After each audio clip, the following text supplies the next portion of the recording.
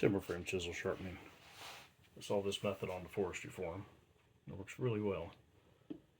This is a diamond plate, 1000 grit.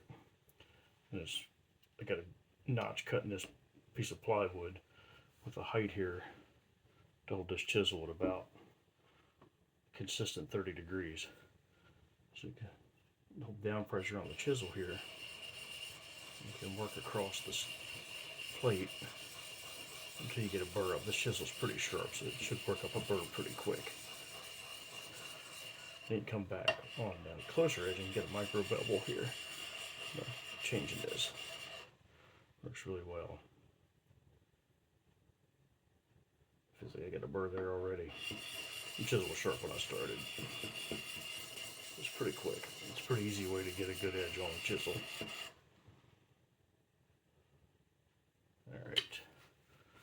I use a Sharpening waterstone to get the burr off the back. It should be flattened, but I'm kind of lazy about that. I've just been using it to flatten the back of these chisels, so it should be pretty flat, but it might have a hollow.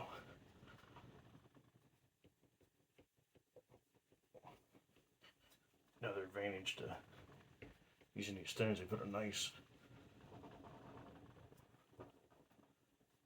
it's nice on the back, nice and shiny.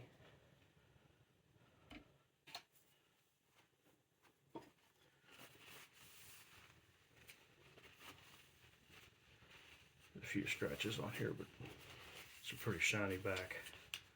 These are bar chisels, by the way. So what's left next is just drop it. Get a really fine edge stropping.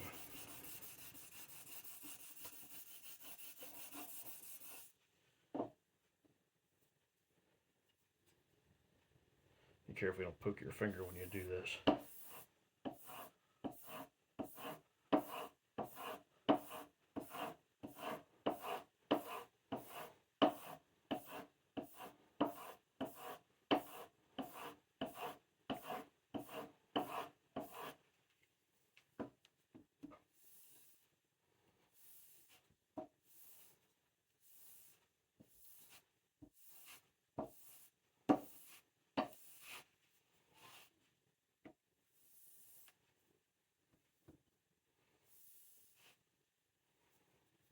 And this should be extremely sharp. I take my fingernail and run across the edge carefully. It's probably not to be advised. But you can feel any little nick in the blade. This is extremely sharp.